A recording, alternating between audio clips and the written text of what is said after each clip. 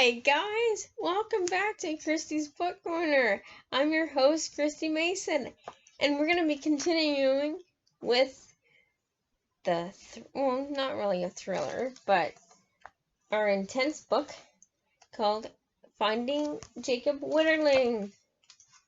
And let's see what happens. This chapter 3 is called Covering the Story. Covering the story. I heard you before I saw you. I heard the thump, thump, thump, and then the chopper came at me right out of the sun. I saw that and I felt hope. I started to cry. I thought, now we're going to find him. Vernon Inversion greeting WCCO reporter Daryl Savage. Vern Iverson, but that's a hard name to say, paced nervously back and forth along the driveway where he had parked his car, just a short distance from the Highway 2 crossed under Interstate 94. His mind wrestled with many ideas about what he could do next to find his friend, the Wetterlings, in their time of great need. Their oldest son had been kidnapped the night before, and there had been no sign of him since. Wetterling family members and friends lived in the St. Joseph area had already been enlisted to help find Jacob, but there remained considerable work that Vern could help with. There was newspapers to call, radios and TV stations to court, and influential contacts to learn on for favors. After waiting for what seemed an eternity, Irvson, I can't really say that name, finally heard what he had been waiting for, the faint rumble of a helicopter in the distance. The rumble grew steadily into a heavy, thumping sound. Moments later, he could see the helicopter coming toward him. Once the chopper was within a couple 100 yards, he waved his arms back and forth over his head. The pilot waved back. Irvinson hopped back into his car and headed back to St. Joseph's. Leading the WCCO television station helicopter and crew to the Wetterling residence. Behind the controls of the chopper, as it weaved above the streets of St. Joseph's, was pilot Dale Dalbish. Also on board were reporters Daryl Savage and photographer Bob Mannery. This news team from WCCO in Minneapolis had been airborne early that morning, heading towards Hill City, Minnesota, to cover a story about a small school district being operated by a collision of teachers due to the lack of a principal. On their way, they received an in-flight call from the station redirecting them to St. Joseph. They were informed that an 11-year-old child had been abducted the night before, and they were being dispatched to cover the story. Savage was frustrated with the change in assignment. Sounds a lot like me. In recent weeks, he had twice been suddenly pried away from stories he was working on to cover breaking news. Children went missing all the time. The vast majority turned out to be domestic related and brief in duration. Station policy, much like standard police policy, was to not report any such case until 24 hours had passed. Well, was there such a fuss over this one child? He asked himself. What was the big deal? He soon came to understand that the abduction of Jacob Wetterling was far from an ordinary missing child case. The days ahead would challenge his perspective on his chosen career and test his objectivity as a journalist. This story would be a life-changing event. for Daryl Savage. For volunteer Vern Irvinson, securing WCCO's coverage of Jacob's abduction was just one of the many efforts that ultimately brought massive media attention to the story. He was a friend of the Wetterling family, though their mutual Baha'i faith. Yep, I read that. It comes from Jerry. Irvinson lived about an hour away in Elk River. Late that night, before he had been on the receiving end of one of the networks of phone calls that Jerry Wetterling had started. Jerry had reached out for him help when among the Baha'i, I think it's Baha'i, community. Shortly after getting the call from another member, Irvinson called Jerry, promising him that he would enlist prayer support from his friends in the Twin Cities area. Irvinson began calling others, but it didn't take long for him to realize he needed to do more than make phone calls. He gathered a change of clothes, hopped into his car, and sped west on I-94, which is Interstate 94, towards St. Joseph. On the way, he thought about what he could do to help. Could be done to help. Be done to help get the word out about Jacob. He recalled a television show he had seen recently about a teenage girl who had disappeared, and how massive media blitz had helped bring her back home. That television program was the inspiration for Irvinson's personal mission to gain local and national media attention to Jacob's case. His efforts to bring the public attention to the story of Jacob's abduction were so zealous that at one point during the investigation, the FBI focused on Irvinson, I can't say that name, as a prime suspect. Oh no. I'm just gonna call him Vern, because that name is Vern. Okay, Vern set up a makeshift office in Jerry's chiropractic clinic, making phone calls to every newspaper, television station, and radio station he could think of. He was persuasive. He projected a sense of urgency that commanded attention from the other end of every phone call he placed. The media responded in a massy, flurry of television and newspaper reporters descended upon St. Joseph. Vern knew that Wetterlings would need to be prepared for the difficult attention the family was about to face. They were obvious to what was coming. Their thoughts centered only on their missing son. Being in the spotlight was the last thing they anticipated.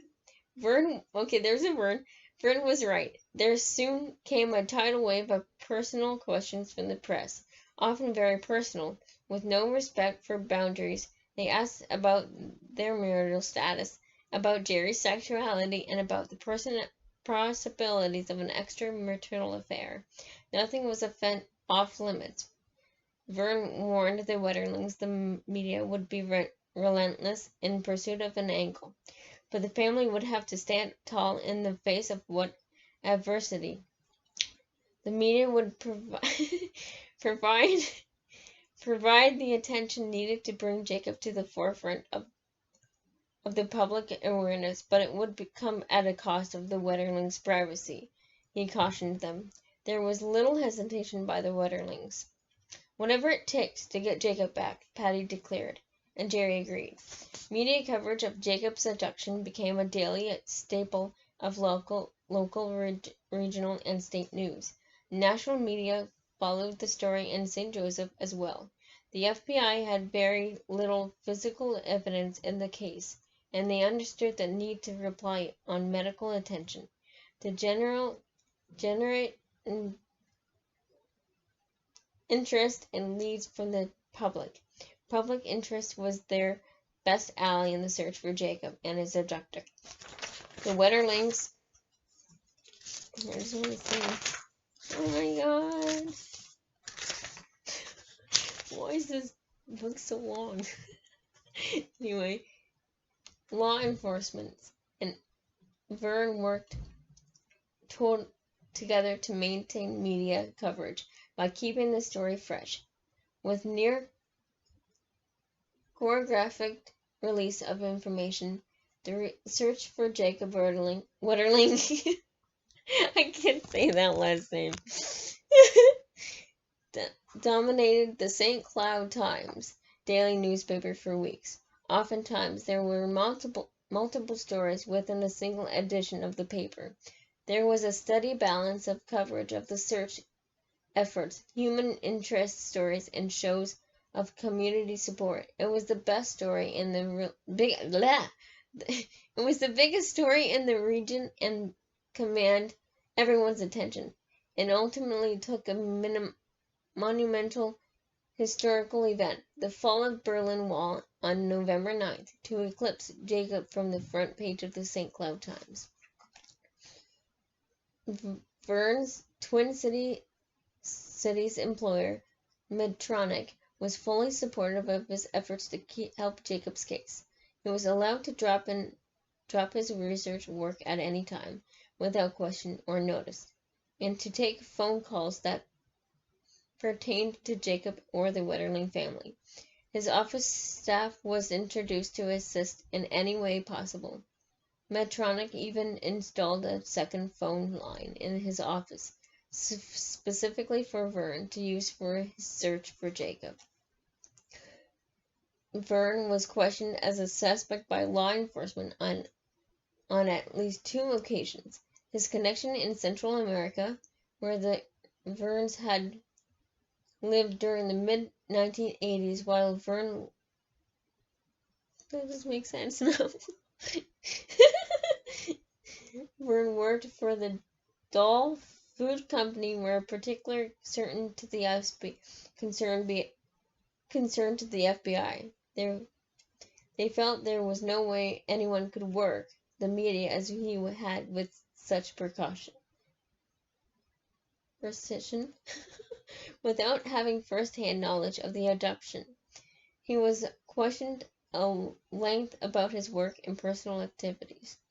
He agreed to take a polygraph test, but the test was never actually administered. Irvinson did not object to the FBI's suspicion, for he knew it was a signal that investigators were being thorough with their investigations. Investigators were ultimately satisfied that Irvinson was not connected to the abduction. They determined he was simply an enthusiast, dedicated and resourceful volunteer. After 6 months of dedication service to the Wetterling family, Vern Irvinson health deteriorated to the point he had to withdraw from the search effort. He had spent a week in the hospital for stress-induced symptoms. He was suffering chest pains and was having difficulty breathing and sleeping normally. He had done all he could for the Wetterlings. It was his determination that helped focus public attention to Jacob's abduction. Terrell Savage was 29 years old when he became part of the developing story. Upon the point, he felt like his working life had been defined by opportunities just missed by a small fraction. He had left his job at KOSA TV in Midland, Texas, in 1987 to join the staff of WCCO in Minneapolis. Within months of his departure, Jessica McCruel, dubbed Baby Jessica, had fallen into an abandoned well in Midland. The story captured the nation's attention for days. Of course, Savage was happy the girl was rescued, but it could have been him covering the story. Lately, he felt he had been missing critical reporting opportunities and had no control over his choice of his choice of assignments. This was on his mind as he rode into the rode in the chopper to St. Joseph. As pilot Dale Dobish set their helicopter down on a grassy field near the Wetterling home, Savage noted the grin on Vern Irvinson's face. They greeted each other. Then Irvinson recounted the feeling that came over him when the helicopter arrived at the rendezvous point at Highway 2. "I heard you before I saw you. I heard the thump, thump, thump, and then the chopper came at me right out of the sun," he said. "I said that and I felt hope. I started to cry. I thought, now we're going to find it." Irvinson led Savage and the rest of the WCCO crew to the Wetterling home. Savage was prepared to receive the sort of unwelcome that a reporter would typically get from a family in the middle of a crisis. What he got instead was unexpected. "I went in and my first impression was these people are tired and have been doing a lot of thinking. It was like walking into a room and people stopped talking, or when they're in deep conversation and suddenly stop because you're there," he said. After a brief time in the house, Savage got up to leave for the Del Wynn Ballroom Commander Center to get up to speed with the law enforcement's press release information and to prepare for a noon update of the story. On his way out of the kitchen, he noticed a plate full of breakfast food sitting on the kitchen table, alongside a set of silverware. Savage sensed that was Jacob's seat at the table. He paused for a moment, reflecting on the scene, then continued outside. He later realized that when he stepped into the Wetterling home, he had stepped into a gray zone, where the lines became covering a story, objectively from the outside and becoming a part of it were blurred. Savage led off this WCCO noon broadcast on Monday, October 23rd, with the first of his many television reports from St. Joseph. He had the Wetterling family on camera. Patty talked about Jacob and pleaded with his abductor to return him to his family. Trevor Wetterling and Aaron Larson talked about what happened the night before, but it was Jerry's calm demeanor that the viewing public noticed most. He spoke matter-of-factly about Jacob's abduction. There was no bereaved, angry father ready to exact revenge on whoever had taken his son. Jerry Wetterling seemed nonchalant, coupled with a full, well-established likelihood of parental involvement in child adoption. I can't speak. Led to a public perception that Jerry was somehow involved in Jacob's disappearance. How was that so? WCCO constantly began their multiple daily news broadcasts with updates from St. Joseph, knowing they had little physical evidence to work with. Law enforcement officials were cooperative with media requests for information on updates. They knew the media was their biggest ally and best hope to generate leads in the case. Likewise, the media, Dale Savage, and particularly understood the need to keep Jacob's story fresh in the public's eye. Information was dispensed in bits and pieces rather than all at once. The objective was to keep the story in the papers and on television news daily. Savage had to walk that fine line between objectively performing the job he had come to do and playing along with the situation with measures of innocency. He and others in the media knew the investigators were often holding back information one day, so they could come back to complete the picture on another day. "We knew we were going to be a part of the story, not just covering the story," he said. "It was an uncomfortable thing. The family knew it. The FBI knew it. We were being used in a good way." Toward the end of the week, following the abduction, Patty delivered an emotional radio appeal for Jacob's return. She was barely able to get through the statement before she collapsed into someone's arms. It was a difficult, emotional scene for Savage to experience. His co-worker Bob Mandarin was reduced to tears. The display of emotion continued to the following day to a rally held at Municipal Ice Arena in St. Cloud. Jacob's classmates and other school children, along with parents and townspeople, swayed back and forth and cried as they sang the song "Listen" by Greg Grammer, which is now my favorite song because of Jacob. Savage broke down crying himself. He hugged Jerry for the first time. Savage bond with the Wetterlings tightened by the day, and soon the relationship compromised his professional obligation to the story. At one point, the WCCO team was on their way to St. Cloud, Cold Springs to report a law enforcement pursuit of suspects who had been under surveillance by the FBI for several days. The man was a known sex offender, and the news team had been tipped off that arrest was imminent. Patty overheard Savage talking to his team over the radio. "Don't get up there," she pleaded. "You'll blow it." She felt the presence of the media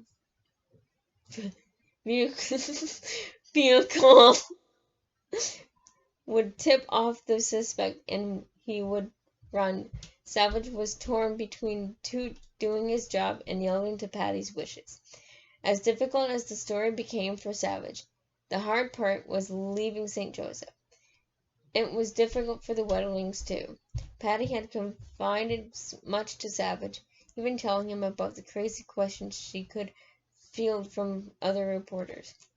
After 12 whirlwind days and nights in St. Joseph, where he felt as though he had been adopted by the family and community alike, Darryl Savage returned to Minneapolis on Friday, November 3rd. Jacob Wetterling's abduction continued to garner attention from the national media. A CBS Evening News crew came to the town to film a story. Inside Edition, a popular tabloid television program, ran out earlier in the week.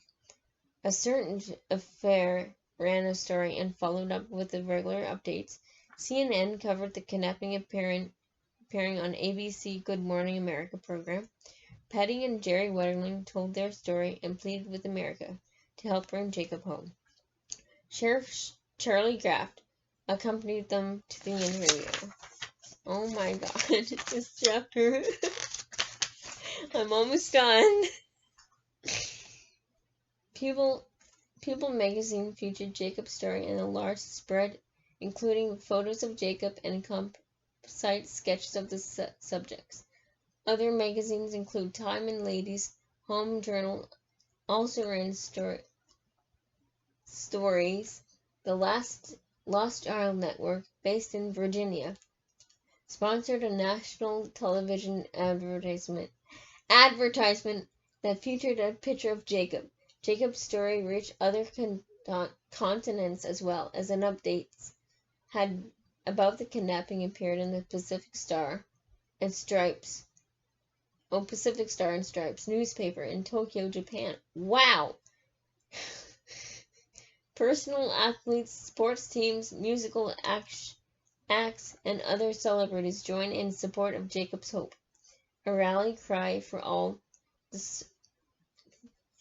search that would eventually come to symbolize the plight of missing children everywhere, which is the song Jacob's Hope. The Minnesota Vikings came up with the idea of wearing Jacob's name on the back of their helmets. Aww! The National Football League would not allow it for technical reasons, but the team showed their support in other ways. Banners with the words Jacob's Hope hung from the corners of the Metrodome's end zones. The stadium's scoreboards would sometimes light up with an enduring picture of picture of Jacob. wore his gold-colored sweater. The Oakland has a stout baseball player, Minnesota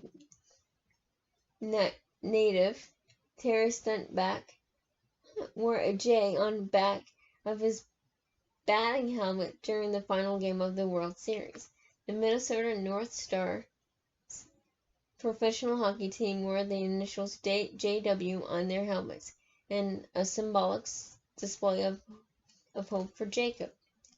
A photo in November 6, 1989, St. Cloud's Times showed Vikings quarterback Tom Kramer on the sidelines during a game sporting a baseball cap that read, "Jacob's Hope, listen." Oh my god, that's so cool. After the game, Vikings coach Jerry Burns, not Wetterling, Jerry Burns, handed out 4 game balls to players on the team. He held back a 5th ball, telling the players it was meant for Jacob upon his return home. That's so nice. The Minnesota Timberwolves basketball team used their home owners of their 1989 season for Jacob's Hope. The 35,000 fans that attended the game at the Metrodome delivered a standing ovation for Jacob and the Wetterling family. Just before game tipped off, the Wetterlings stood at a center court, while Jacob's picture flashed up on the scoreboard. Proceeds from tickets sold during the week were donated to Jacob Wetterling Foundation. The vast majority of media coverage was posted and supportive. There was some expectations from Gerard Rivera came to St. Joseph. Sorry, it's a long book. To cover the story, he gave the Wetterlings the impression he would be celebrating the outpouring of support from the community. However, in keeping with Rivera's reputation as a tabloid journalist, the program focused instead on negative statistical information about children's abduction. Patty was outraged and hurt. She didn't understand how that kind of talk could help Jacob, and she pleaded with the network officials to consider changing the focus of their report. Rivera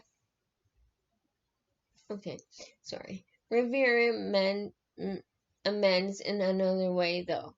He participated in a radio telethon program to raise funds.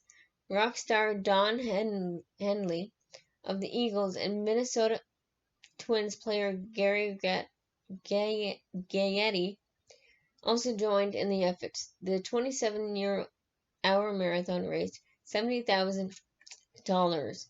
The money was split between the Jacob Wetterling Fund, the Kevin Collins Foundation, and Missing Children's Minnesota. Exactly 2 months after Jacob's abduction, on December 22, 1989, a rumor quickly spread throughout the region that Jacob had been found safe in a Texas hospital. The general mood in the St. Cloud area, and even in the Twin Cities, was ecstatic. Calls flooded the phone lines of newspapers and television and radio stations across the state. Shopping malls and other businesses announced the news across their public address systems. But it turned out the news was not about Jacob at all. The reports were of an injured soldier named Jason from Virgos Falls, Minnesota, who had been returned to the United States from Panama and was recovering safely in a Texas hospital. People thought they heard the name Jacob, and the rumor mill started rolling. The Wetterlings heard about the rumor almost immediately, as friends and relatives called them, asking them if Jacob had been found. They had experienced their share of rumors and misinformations over the past few weeks, so they knew not to get too to hopeful when local officials determined there was no validity to the story. Rather than react with disappointment, the Wetterlings were encouraged by the giddy reaction from the public.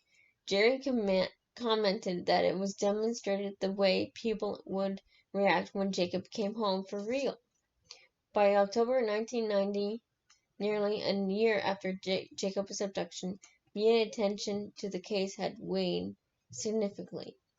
Despite an intensive search of the area and an all-out media blitz that reached national proportions, there was no sign of Jacob or his abductor.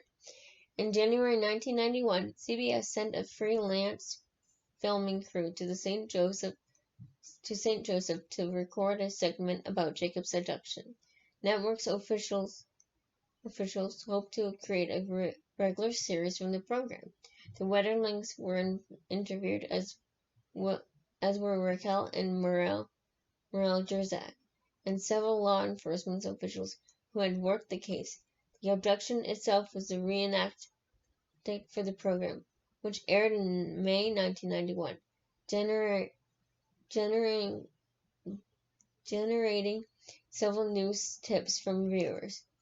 Next, news organizations published an age-enhanced photo of Jacob in October 1991, created by the National Center for Missing Children and Exploited Children in Arlington, Virginia.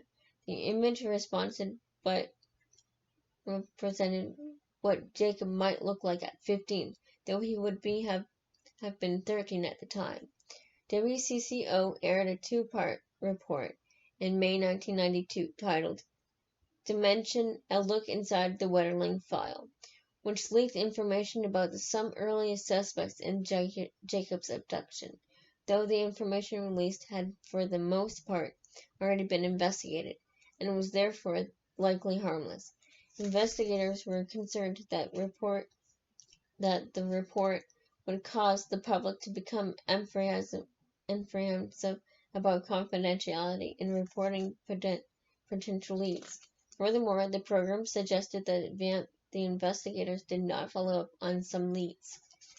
Trish Van Pilsum, a broadcaster of WCCO, said that the station's coverage was intended to showcase some of the highs and the lows in the most intensive search ever conducted in Minnesota. Patty Wetterling called out WCCO for using their story for ratings. This is not about leaks. This is not about sweeps. This is about Jacob. We're going to stay focused, she said. Details revealed in the WCCO series included information about Jacob's footprints in the dirty driveway near the crime scene, tire tracks, and a man in black with a gun. The tracks were right at the edge of Jacob's footprints and were presumed to those of the kidnapper's vehicle. The presence of the fresh tracks next to Jacob's footprints was an important clue investigators quietly keyed on. For the next few years, the media coverage of Jacob's abduction was relatively quiet. With few new leads, there was not much to tell. Occasionally, there would be a splash to rekindle attention on the case in 1993. The rock band Soul Assume, who hailed from the Twin Cities, produced multiple music videos for their hit song, Runaway Train. Several versions of the music video were broadcasted on MTV, featuring pictures of missing children, including Jacob. Oh, I gotta see that. I gotta watch that video. BRTN, a Bulgarian public television and radio station, came to St. Joseph in early 1997 to film a documentary based on the experience of the 4 American families whose children had been abducted. The film featured Jacob's case along with those of Jessica Melberg from Eau Claire, Wisconsin, Ernest Choice from Taylor, Texas, and Morgan Nick from Alma, Arkansas. Belgium had experienced a rash of abductions and sexual assaults and was scrambling to implement reforms, and the film was intended to show the Bulgarian public the support and investigative system that had been developed in the United States. In June 1990, as the 10th anniversary of Jacob's abduction neared, ABC featured Jacob in their television show, Vanished. The segment was entitled A Mother's Search. By the summer of 1999, all four major television networks had contacted the Wetterlings about producing an update on Jacob's story. Local media interest of the case was again rekindled in 2004, when investigators revealed that the long sought after driver of a car that had been witnessed at the scene of the abduction had come forward to tell a story. The incredible story of that driver and the subsequent shift of the investigation's focus are covered late in his book. The case garnered renewed national attention in July of 2010. Oh my god. When investigators stormed from the farm of Robert and Rita Rasser. I thought that said Rita Skeeter from Harry Potter, which was connected to the driveway where Jacob had been taken 21 years earlier. They excluded a 2-day search involving multiple search warrants and the public naming of Dan Rasser as a person of interest. Dan was an adult son of Robert and Rita Rasser. In October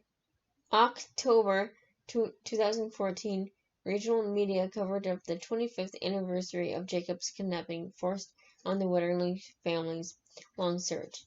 Investigators held a press conference to announce a new effort in the search for Jacob. Certainly an handful of billboards that had been put up around the cities of St. Cloud and St. Joseph. The billboards were donated by a local advertising agency and featured a photo of Jacob as an 11-year-old boy, as well as an age and chance image. A message on the